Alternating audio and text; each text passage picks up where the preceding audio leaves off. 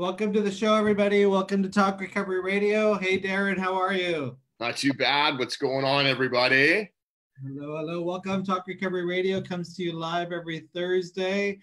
We usually come to you live from the downtown east side of Vancouver, from Vancouver Co-op radio station, 100.5 FM. With the COVID response, the studios at the station are closed. So we are not broadcasting on the radio. They're instead playing repeats. So if you're listening to us on the radio, you're actually hearing last week's Zoom show, and it's policy to broadcast from the internet.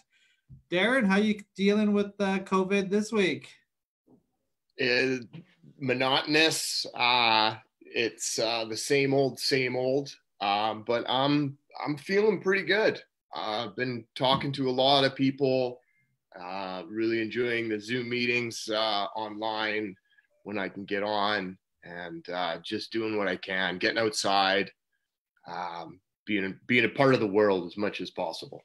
These Zoom meetings are definitely changing the environment. So if you're in recovery, you probably noticed that you can't go to church basements right now to do the 12-step meetings or whatever support meetings that you're doing. But really excited that the internet has helped people stay connected through Zoom online meetings.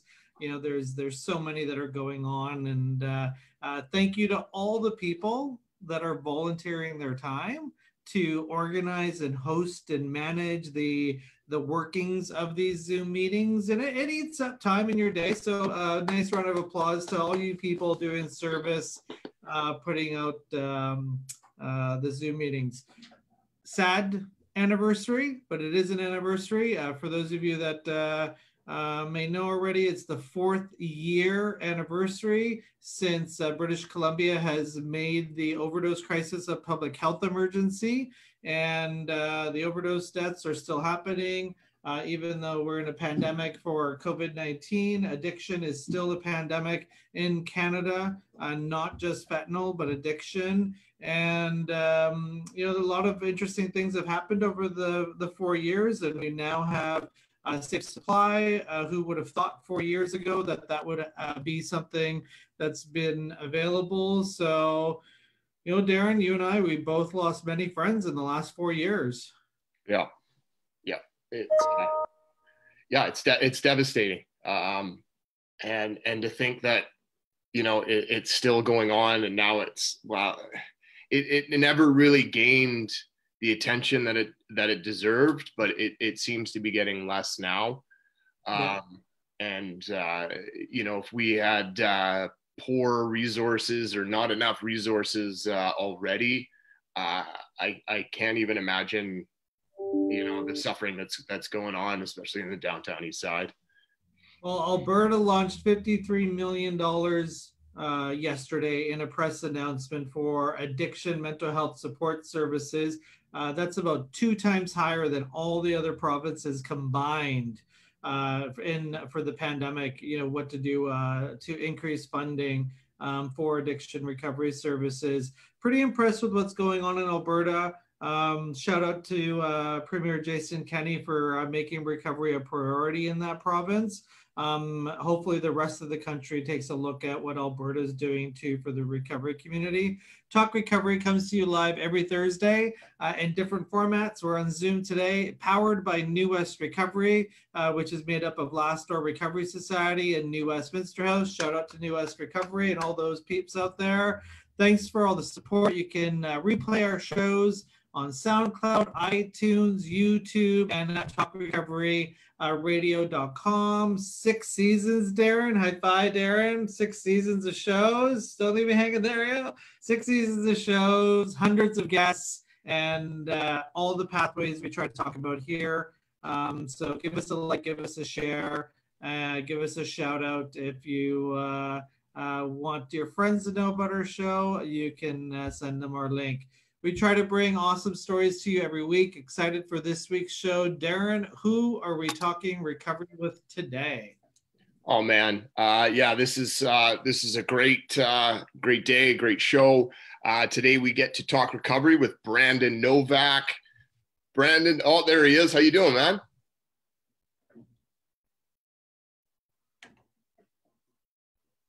Can't hear you yet. Not yet. Not yet. Not yet. No. Connecting to audio, it says. Well, we get to see his face. Brandon Novak, he's just waiting to be connected here. I believe I'm connected, fellas. There he is. There you are. Welcome to the show. Thanks for having me, man. This is a big step for me. I'm a 43-year-old man who's always refused to own a laptop, and my employer said, well, because of the state of the nation, it's a must that you have one. So they just sent this to me 5 days ago. I've used it one time prior today, and that was to watch the Libertines documentary, which is my favorite band. So right on. Here we go. We're the second group. That's pretty impressive. Right on, Darren. All right, man. You almost broke my virginity. Almost. It sounds like we use the laptops for the same thing. I think, thank God I got one when I did, because I don't know what I'd be doing right now. I guess I'd be on my phone somehow. For those of you guys who don't know, Brandon Novak, professional skateboarder, came up with Tony Hawk, got onto the MTV shows with Bam Margera, part of the Jackass crew. That is an intense beginning for any 13, 14-year-old kid. You were discovered by Tony Hawk at what age? I was discovered by another professional skateboarder by the name of Bucky Lasik. Okay, Bucky, yeah. Big deal, and he. FYI, is this a radio? If I cuss, is that okay, or should I refrain from? It's gonna go on the radio next week. We're a week behind, okay, so this is FM radio, correct? Yeah, this is no swearing. Yes. Okay, got you. That's cool. So I was found by Bucky Lasik, who was also from Baltimore, where I'm born and raised, and he took me under his wing. He had gotten me sponsored by Pal Peralta, and at that time, Tony Hawk was part of the Bones Brigade. So he, recognized the talent that I possessed at such a young age, and saw a lot of promise, if you will. Right. And so one of the stories was while on tour, I think it was at 17 years old, obviously your antics of whatever shape, was brought to the attention. And was it Tony Hawk that said, look, dude, we'll send you to rehab, or you have to quit the tour? And I guess my question is, it's at 17-year-old, like, were you an addict at that point, like previously to getting involved?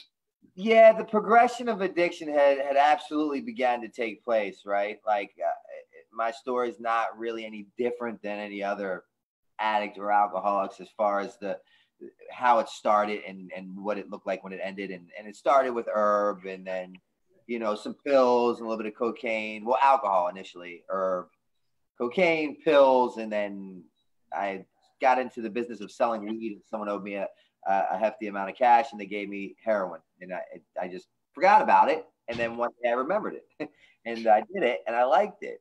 And therefore I was on a tour, a skateboarding tour with a whole bunch of skaters from PAL, and Mike Vallely was the guy who had confronted me and caught me with these drugs. And he said, get rid of the drugs or get off the tour. And as any good alcoholic or addict does, I take the drugs, I throw them down the sewer. We finish the demo. We go back to the hotel. I meet a young lady at the hotel. She drives me back to the sewer. I fish the drugs out. Yeah. You got to remember what sewer you threw it in. Absolutely. Yeah. That would not slip my mind.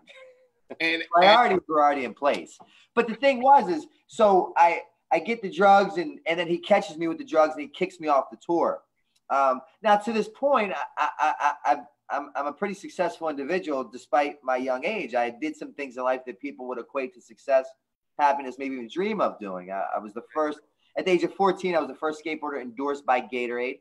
They would fly me to Chicago, where they made Gatorade at the time at the Quaker Oats building, and they put me on a treadmill. They put Michael Jordan on a treadmill directly next to me, and they strapped these EKGs to our chest and would give us each Gatorade to see the effects that it has on different sports players.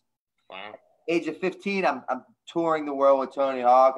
I'm designing my pro model for PAL, and I have a private tutor that flies with. So again, promising career that looks pretty bright.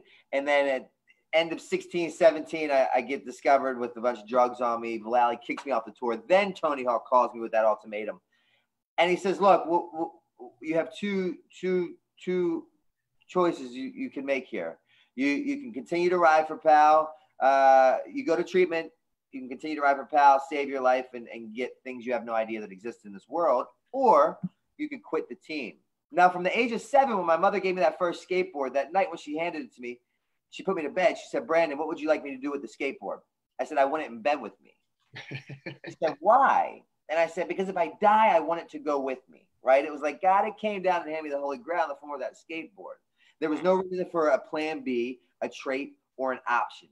A skill that I possessed then that transcended into my drinking and drugging careers that maybe some people can relate to, that despite any and all adverse consequences that came my way, I did what I had to do to get what I wanted to get. Therefore, I knew I was going to be a professional skateboarder. I ate it, I breathed it, I slept it, I dreamt it. At 15, I'm designing my model for Pal Peralta. Now, at 17, I'm confronted with this ultimatum by my God of my understanding, Mr. Tony Hawk. Go to treatment, save your life, continue to ride for Pal, or quit the team. And I didn't have a breath of fresh air in my lungs when I said I quit. No doubt. Which would seem crazy to anybody, but as a junkie myself, it's like, of course, of course, you know. It's par for the course, man. Yeah. And, you know, right, hindsight's 2020. I've learned in my process of sobriety that my life is lived forward and learned backwards. So at the time, I could not see or recognize what was happening. But now, you just said it, you alluded to it. I can't deny that the abnormal had already become the normal. Right. Right. At such a young age that right. Drugs and alcohol did for me. I mean, skateboarding did for me then what drugs and alcohol did for me later. Right. It produced the same effects. You give me that skateboard at the age of 7, you put me in a room with the world's prettiest models. I will not only think that they've been waiting for me, but they're dying to marry me. Right. Drugs and alcohol produce that same effect later on down the life. So I had goals, I had dreams, I had aspirations, I had came from better, I knew better. My mother was a nuclear physicist on the board of Mercy Hospital, recently retired after 53 years of gainful employment, second longest employer in Mercy Hospital history. My brother's an attorney in the White House who practices pensions and benefits. My father dies a direct result of the disease of addiction. He never held a job a day in his life. He taught me one thing, if and when I go to prison, how to conduct myself, and he ran with the Hells Angels. He was a rather unsavory, unruly kind of fella. So therefore, I live with that after-school special of what not to become. And I actually excelled at everything that I did to prove that I would never be my father, because he made me. He didn't make me, but he allowed us to endure some events that no family should endure. Let's just put it that. And then, you know, I became that man. You talk about your mom, you know, successful professional in her career, and your brother as well, a lawyer. Yeah. And one in your talks, I noticed you saying, in coming back to this idea of how did I get here? Yeah. How did I get here? I mean, you grew up in the same house with, I assume, the same dad as your brother did.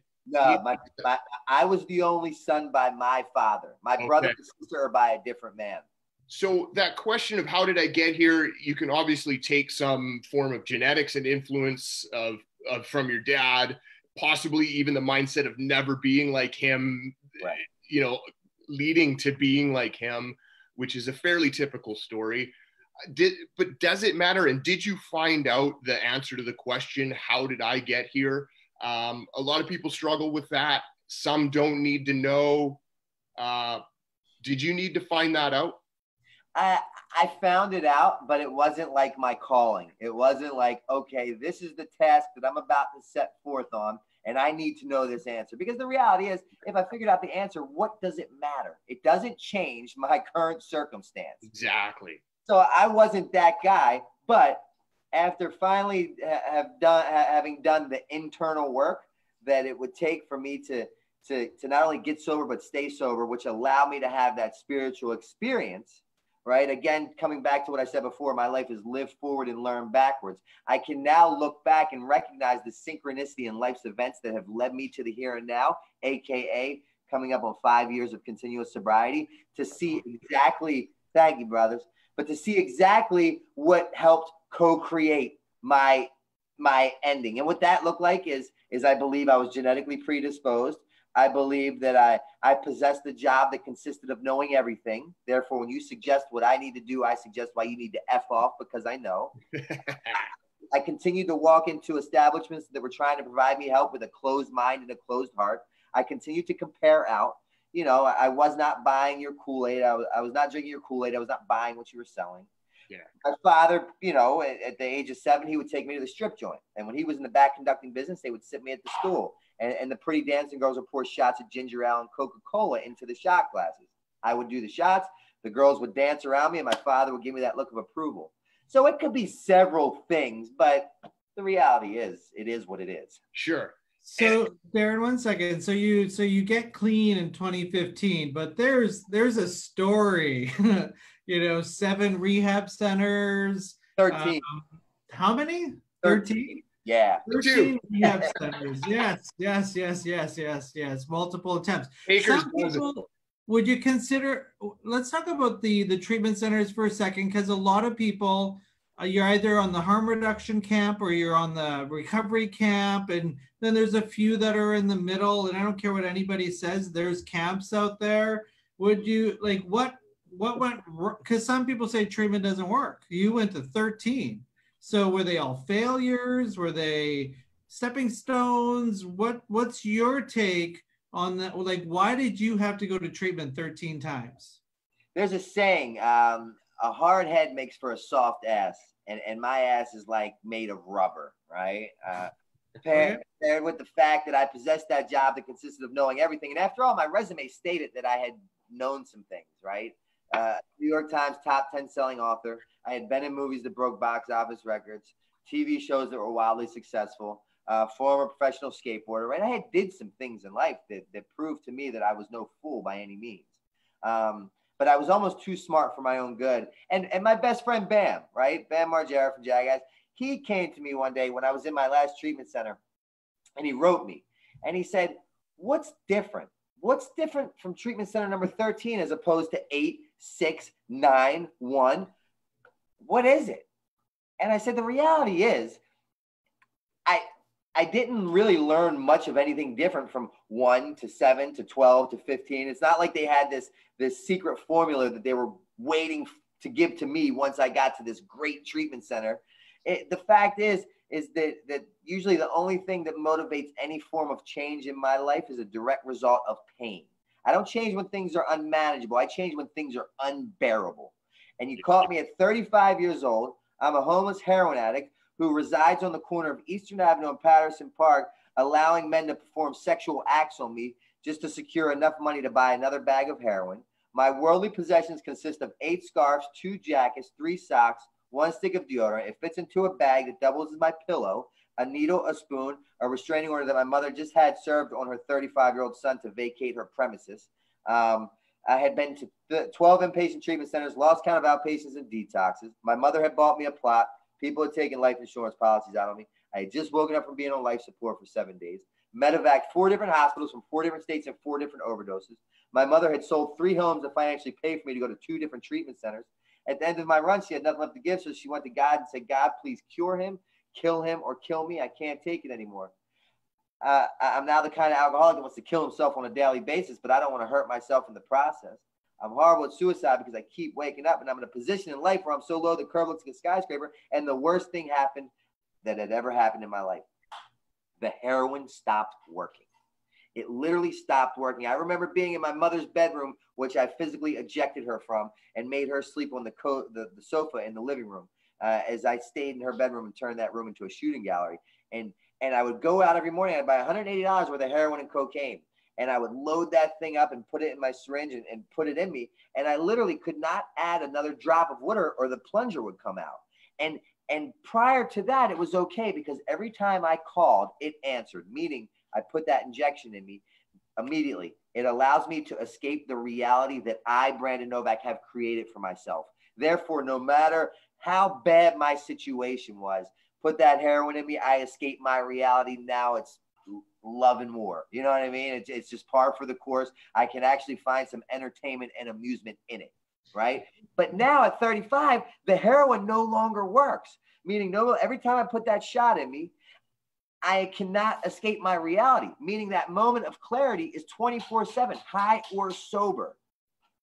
What do you do? What do I do? Yeah, you're in this torturous game, that's for sure. Would you agree at this point then you finally get to realize addiction's not just about drugs, it's about perspective in life, and it's about like the drugs really, it's just, that's just part of it, but it doesn't matter what the drugs are. It's if it's, you know, prescription drugs, safe drugs, illegal drugs, like there's a lifestyle that I'm addicted to fighting with my mom, addicted to stealing things, like the chaos of it all. It's actually ironic and quite funny that you say that, because now that I think about it, to be quite honest with you, addiction is because of drugs. Now it's kind of created and caused by drugs and alcohol, the term for it. But addiction really has nothing to do with drugs. Nothing.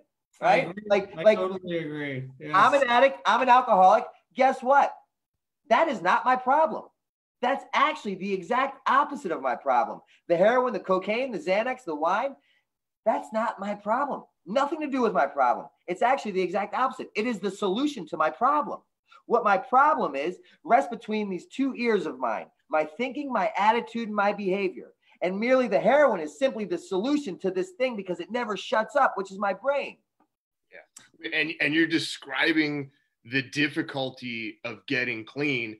Yeah. As soon as I've stopped using dope, and I'm a couple of days clean, I'm just the guy that needs and wants dope. I need the solution. I'm like a stranger in my own skin trying to figure out who the hell let me in and why. Yeah. And a guy like me, like 13 treatment centers, I can relate to that. Like, you know, I remember when it was just first treatment center, my attitude was like, shut the F up, man. Yeah. Like, you don't know me. Yeah. You are the typical dope fiend. I'm not. Yeah. And that just in every treatment center, basically. But I have a hard time when I see somebody walk into a meeting or trying to ask for help and they've never asked for help before, because I want to tell them, you got to go through a whole bunch more hardship. You got to come in and out. Like, what's your message to somebody that's brand new, never attempted to stop using? Like, how does your message now relate to them? Well, it's funny because, you know, knowing the power of addiction and alcoholism and what it does to our brain, right? It talks to us in our own voice and it makes us believe these unbelievable things that are not true. I understand and I respect the power of it. So I also know that someone who's not been in 13 treatment centers, who's maybe just about to enter their first treatment center, they'll use my story and they'll deflect or justify why their story isn't as bad. And I don't need this because I'm not you. How do I know that? Because I did it in my first treatment center. I get it, right? So I'm really good at playing devil's advocate, but it comes down to, I debated for a lot of years and I shot heroin for a lot of years. And it's something that I've now had this newfound spiritual experience where I believe God is everything. And one of my favorite things is like, where's my spirituality if I'm judging your spirituality? You know what I mean? So there's no, unfortunately, addiction is not a black and white, one size fits all. If it was, and there was a guideline or an instruction manual that came with this, I don't think we'd be in the pandemic that we are. So what I do is a case by case, and I never talk to them or at them, but simply with them. And a lot of times I don't say a word. I just let them talk, because ultimately what I'm doing is I'm allowing them to throw up all over me. And then I just use all the things that they've told me from their mouth and their own voice as ammunition as to why I'm right, right? Because they don't realize what they're saying. And number two, I meet them where they're at, not where I believe they should be or where I think they're expected to go. And we meet on a common ground, and I share with them my story. I don't tell them about them, because here it is. When I say that I'm Brandon, I'm an alcoholic, all that means is I'm defiant by nature. I hate authority, and I will never conform unless it becomes my idea. Just to let our listeners know, you now, obviously, you probably sponsor people and you're Yeah. giving back, doing service. You also work in a treatment center. Just, that's where you're helping people and so forth.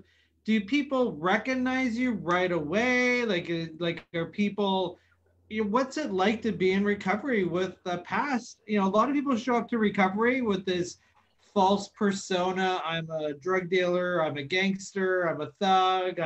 I'm more popular than than you actually have some stardom and you got a resume. How does that play? Like, is it hard to have humility in recovery? Is it? It's funny that you say that, because even with me having this resume of being an accomplished individual, I too suffered with that same deal, where in the beginning, treatment center number 1, 2, 3, I was the Brad Pitt of the world, right? And I'm like, not that guy, never was at that level, but in my mind, I was, right? So I went through that. And then I went through the phase where like everything was external, right? I wouldn't go into a treatment center and share with you how I really felt, because like I need you to view me a certain way. I need you to think a certain thing of me. I need you to want to sleep with me, whatever my motive was. But everything was external. So I would go into these facilities and I would save my face, and I would literally leave and lose my ass on the corner of Eastern Avenue and Patterson Park to get another bag. Like, no pun intended, like for real. So what happened was, and then I went through the phase of like, well, and I was right sometimes, right? And this was true, but it messed with me for a while, is that if I went into a facility and I told them about like things that got under my skin, my day to day, and who it entailed and what I was doing, I think that they think that I think I'm the man. Right. And that's not me. Like I had a really low self-esteem, as any addict, alcoholic does, and blah, blah, blah. And I wouldn't share with groups, people, because I thought that they thought that I think that I'm the man, when really I'm a people pleaser. I hate confrontation. I'll do anything. And so that held me back for a long time. And then again, coming back to where we started, the only motivating factor that dictates any form of change in my life is pain. When the pain became great enough, I went in there and I was willing to follow any suggestion you said. And what happened was I sat in those chairs and I told people where I was at, what I was doing, how I was thinking, because the stakes were too high, right? The heroin stopped working, the cocaine, the you name it, it stopped working. I'm left with myself. I hate myself. I want to kill myself, but I don't want to hurt myself in the process. I don't have my solution anymore. It doesn't work. It doesn't show up. I'm 35 years old. I'm homeless. All I have is a restraining order, a needle, a spoon, and 8 scarves. How did I get here?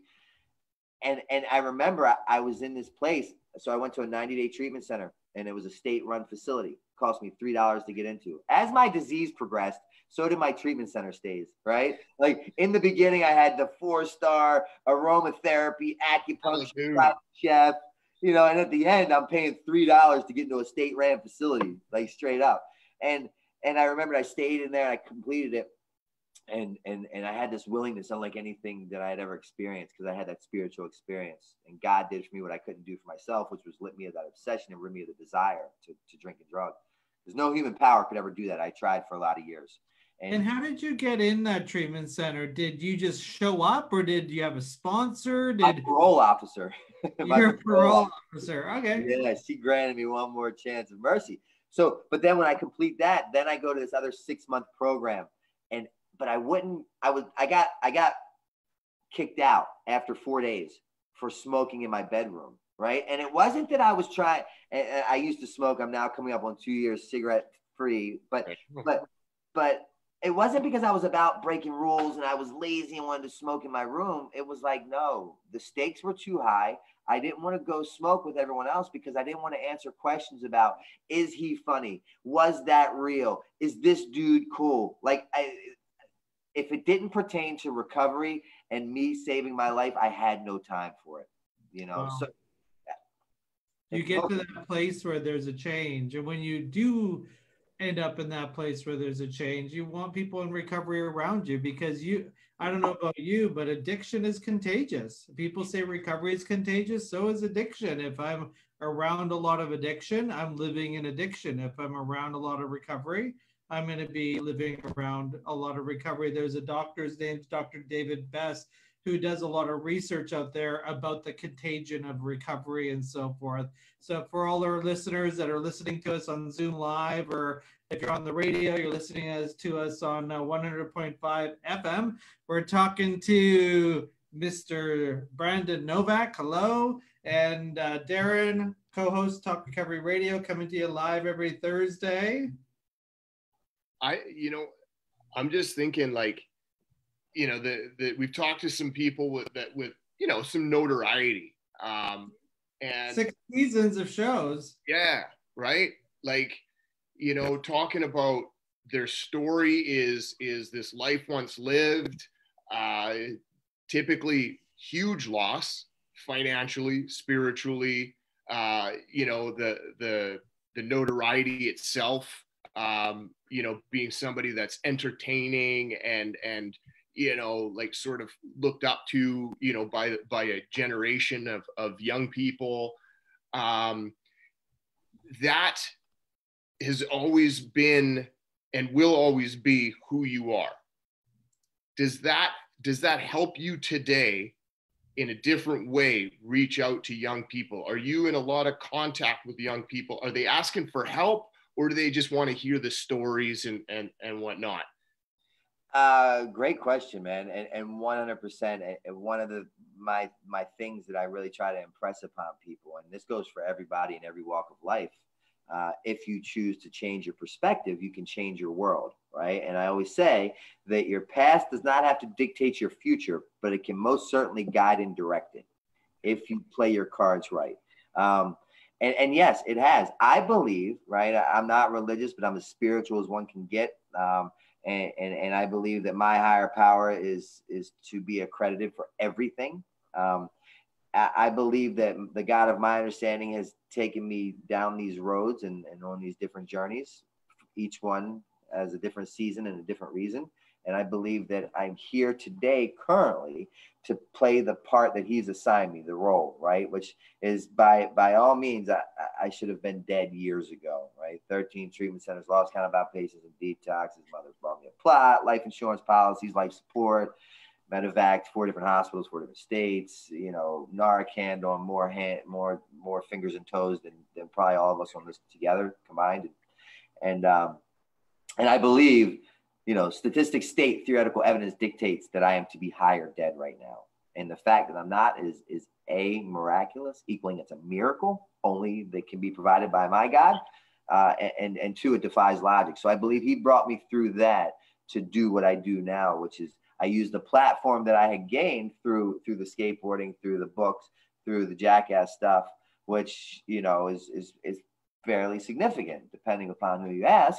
And I use that as a direct line of communication for people that want to, better their lives, that are suffering with addiction. And I use that platform to give them my personal phone number to call me and my team if you need help. Because I believe my sponsor, when he told me in the beginning that my defects could become my assets with a shift of perception. I told you, addicts and alcoholics, we're defined by nature. We hate authority. We'll never conform because we possess that job that consists of knowing everything. Tell me what I need to do. I tell you what I need to get out of here.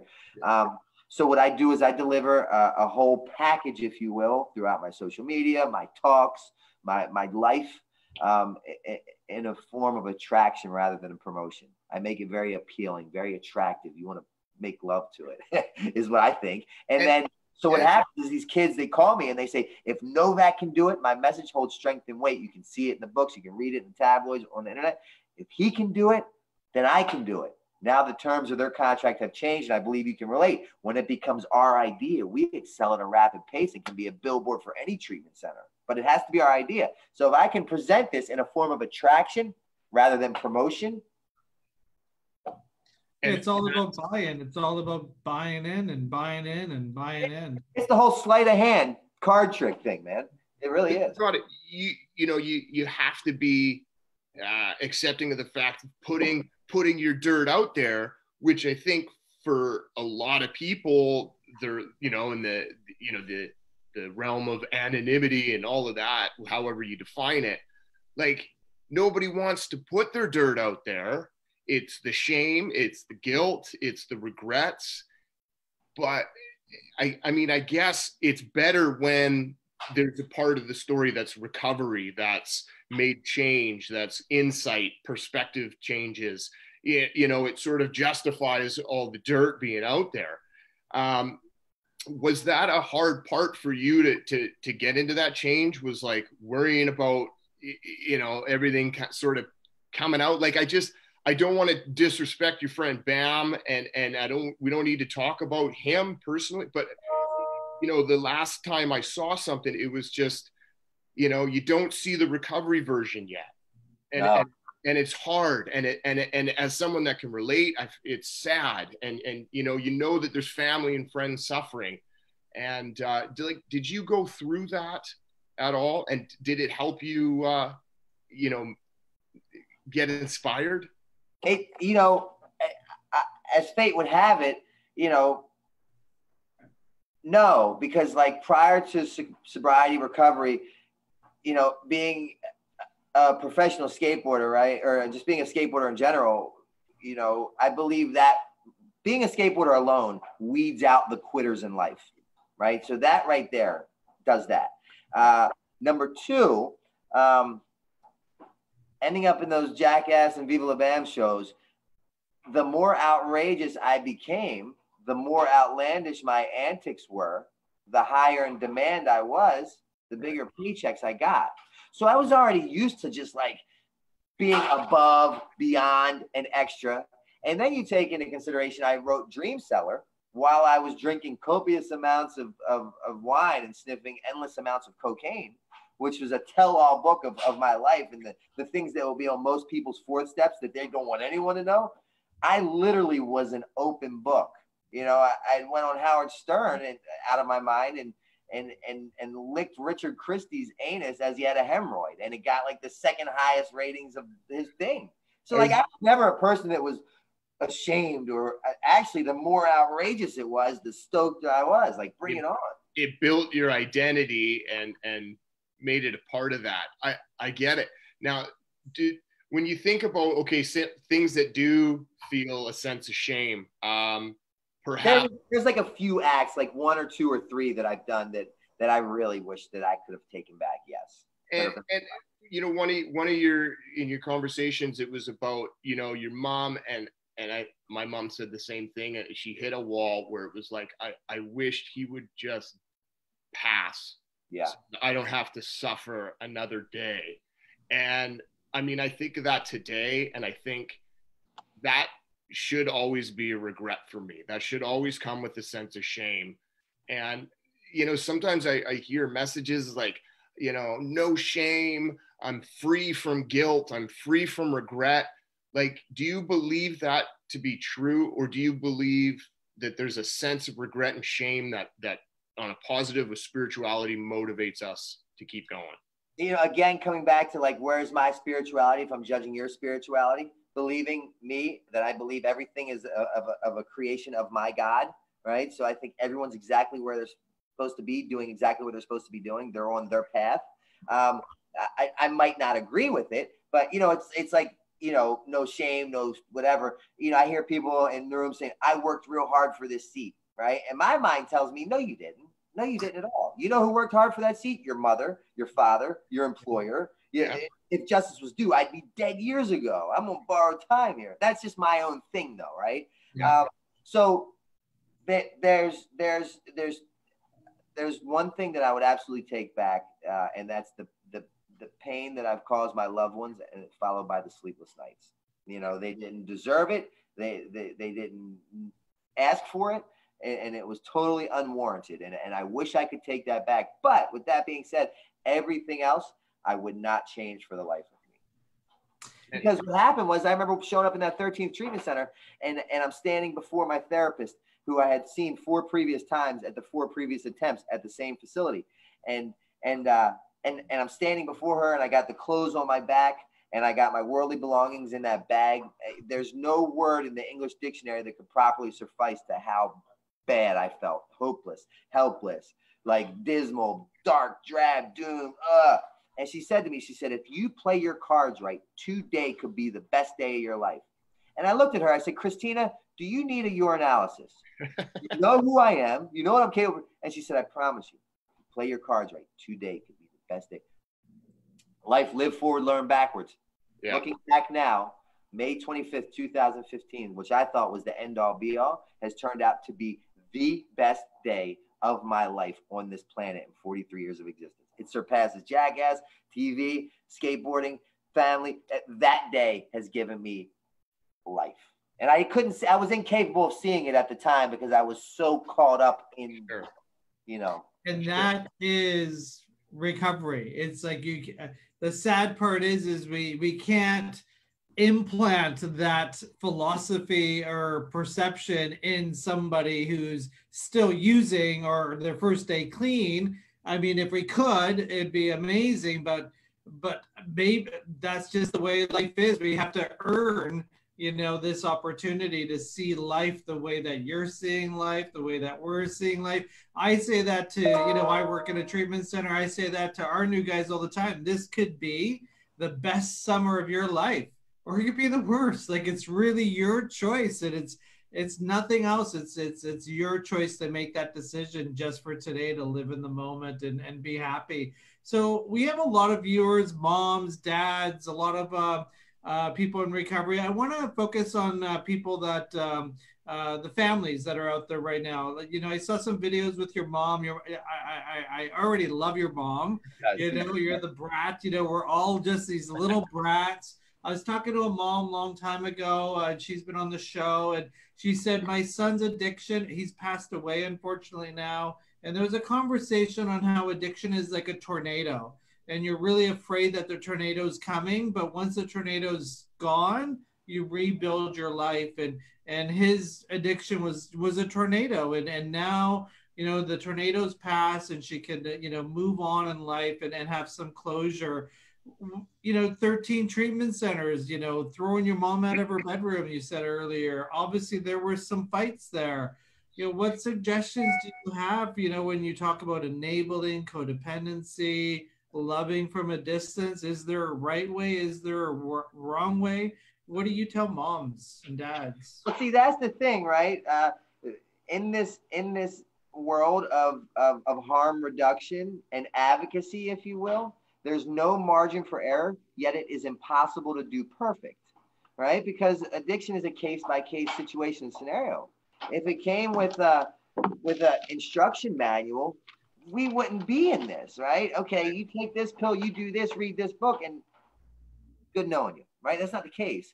So what I know is my experience and what worked for me, and God knows, I tried everything known to man. And when I got to my last facility and I ended up in AA, I didn't even want to be there. I just had nowhere else to be, and no one else was waiting for me, right? I had nothing.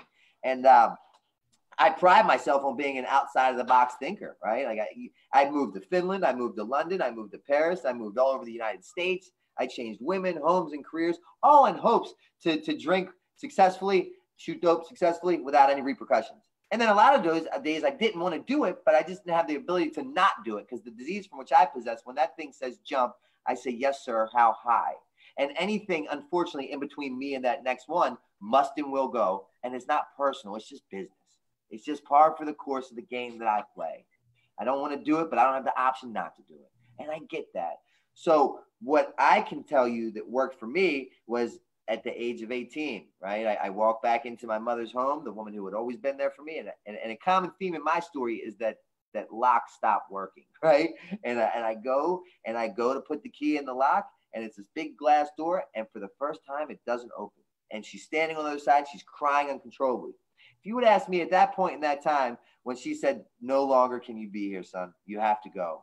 And I had that talk a few times in my life with her, unfortunately. But if you would have asked me then, I would have said, my mother is the most unhuman, sick, perverse woman that I've ever met. She should be incarcerated, if not killed, for turning her back on her only son. And I assure you, she felt the same way as pain goes, right? That was not what she wanted. She didn't sign up to have to do that. I put her in that position. But looking back, that was one of the best things that she had ever done for me, right? Because now I'm back out there, and I'm starting to get some repercussions from my actions, right? Taking accountability for what I'm doing and what I'm creating. And all of a sudden, shooting dope wasn't so fun when I had to like figure out which porch I'm going to sleep under, and what rug that some neighbor's going to put out after they're done taking it out of their house that I can use as a blanket, even though it's dripping wet because it rained. Like then I start to realize like, maybe I bargained for a little bit more than I can handle. That accompanied with like healthy boundaries, right? Say what you mean what you say. I believe, and this is opinionated, fact-based due to my life only, right? But it is a case by case that if you baby an addict, you will bury an addict. And it's a real fine line to go from love to loving to enabling or justifying, you know, but there's support groups, right? There's Al-Anon groups for those people that Did your mom go to Al-Anon? She attempted several. Yeah, she did. But so she got you said something, you baby an addict, you bury an addict. So, you know, obviously I wouldn't call a total stranger on the street a junkie, but if you're down and out heroin, drug addict, junkie, doing what you're doing at the park that you were talking about. Yeah. So you're from Baltimore, living in Baltimore area. You're close to Philadelphia. Philadelphia was just in Vancouver a couple of months ago, the mayor, and there's this big argument about a consumption site in Philadelphia. You know, it's really made national news. And that's where I live now. I'm here now. Against it. And so we just passed in Vancouver safe supplies. So if you're addicted to heroin or crystal meth, you can get prescription crystal meth and heroin alternatives. Wow. So what do you think about that? Being, you know, some people I know in recovery get the heebie-jeebies just thinking about it. Like we're doing it here now. Eventually it's going to make its way around North America. Do you think your life story would be different if you had access to free prescription drugs? I do. Yeah. It's unrealistic for me to say no that it wouldn't. I can't predict how my outcome would have turned out. Right? I'm not a psychic. What ifs, yeah. But it would have changed for one of two ways. But again, where's my spirituality from judging your spirituality? That concept, right? I know what I can say about other things. This is the first time I've been proposed with that, and that's I'm a big fan of doing something, right? Because right now, what we're at 172 people today in the nation will die as a direct result of just an opioid overdose. That's not like the meth, it's not alcohol, not benzos, just opioids. 1 out of 3 people will be affected. It's the #1 human casualty. It's worse than the peak of the AIDS outbreak and the Vietnam War.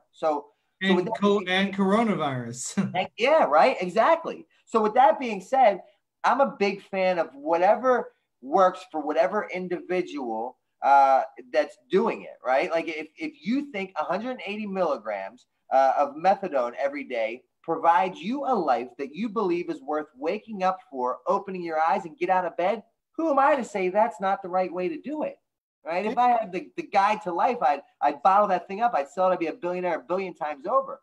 And at the very least, for those harm reduction drugs, Suboxone, Subutex, Vivitrol, the implant, methadone, at the very least, if you choose to come off it, and I'm assuming the same now that I'm thinking about it with the pharmaceutical aspect that you guys are talking about, the regulated, safe narcotics, that they're not cut with fentanyl. You're not playing the Russian roulette to die. It's it's the same thing as so yes, I am a fan, because the same thing is like the methadone and the Suboxone, that at the very least, if and when you're ready to come off, we'll still have you alive to be able to do so. Yeah. I mean, we're in harm reduction here. This isn't like, that's where we're at. Look at the numbers. Yeah. So they were going to do this safe injection site in Philly, right? And I live in Philly. I'm next to Kensington. I'm here now. Okay. Yeah, and I live right next to like the Liberty Bell, Betsy Ross' house. Betsy Ross is I love Philadelphia. I went to the World Convention on Narcotics Anonymous a few years ago in Philadelphia. Oh, wow. That market across the street from the convention center is like, I dream about the food that I ate in there. And there was 30,000 drug addicts in Philadelphia. We're just enjoying the city. It was a highlight for sure. I'll never forget it. And I remember the mayor of Philadelphia, who's probably a different mayor now, was there at the time and just did the opening and just how this city embraced recovery. It was a pretty powerful powerful weekend when I was there. So is the consumption site open yet in Philly? And no, it was about to, and then they called it back. They walked it back, and I think because of the coronavirus, it's kind of taken a back seat, at least. Oh, yeah. So I haven't seen as much about it. But my thought to that was, they're like, we don't want it in this neighborhood because, like, what if, like, people, you know, experiment?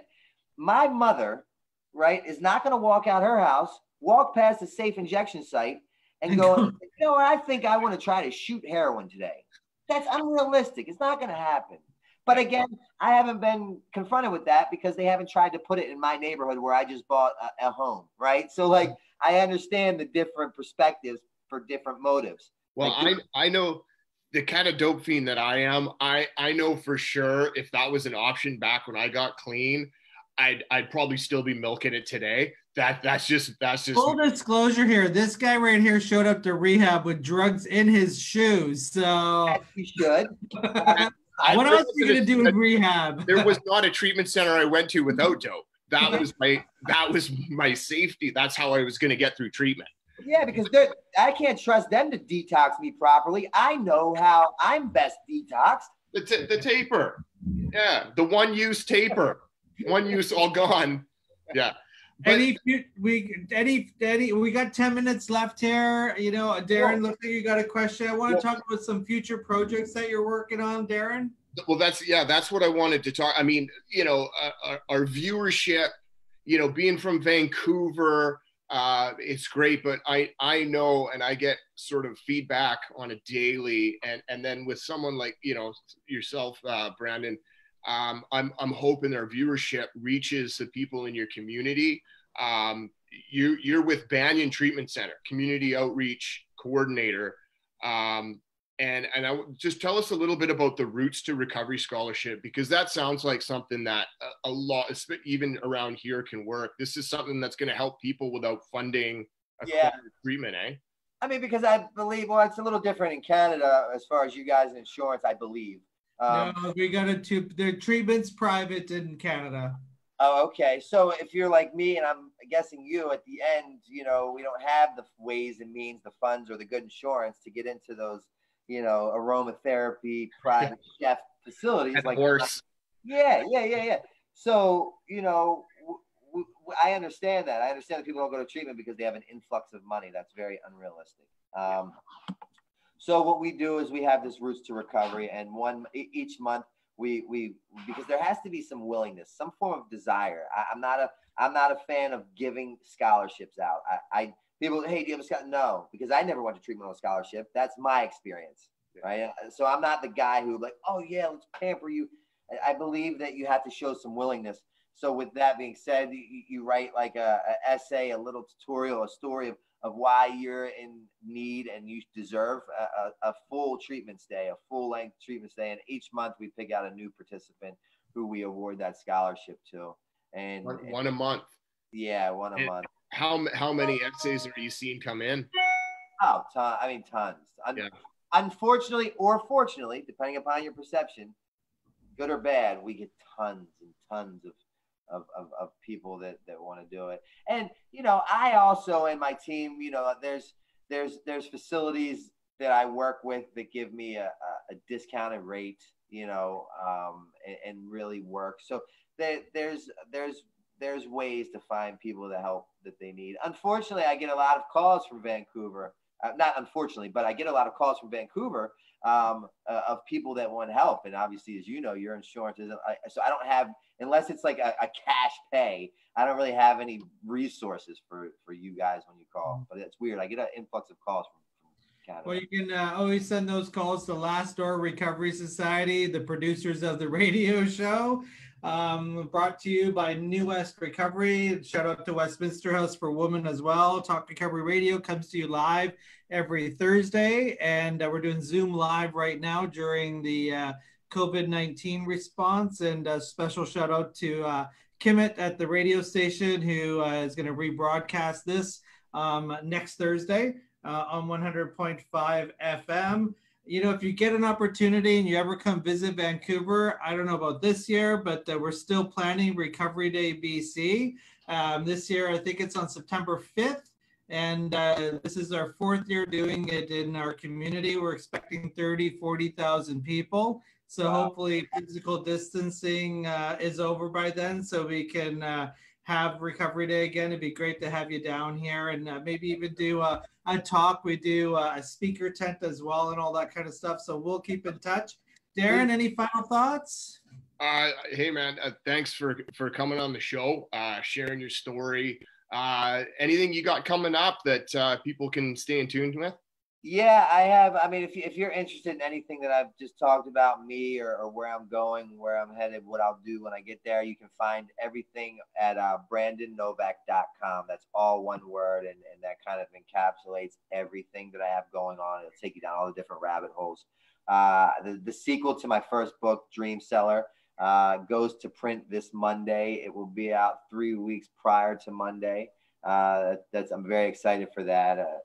I released the first ever addiction graphic novel, a documentary, a lot of things going on. So you just go to BrandonNovak.com, all one word, and you can see it. And last but not least, if anyone it finds themselves in a position that they can't get out of on their own and they need help, they can call me directly at 610-635-9092.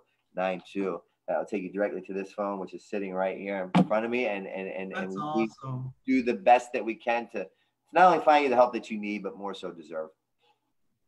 Wow. Glad you changed your life and are making yourself available to that sort of, to that realm, because a lot of people, that have gotten clean and found ways that they sort of keep it to themselves, man. And, big ups to you for being available like that. That's really cool. That's inspiring. Thank you, brother. Appreciate that. Recover Out Loud. Thank you for listening. Thanks for watching. Thanks for joining us. God bless, fellas. Take care. Okay, bye, Darren. Bye, everybody. Take care. See you next Thursday.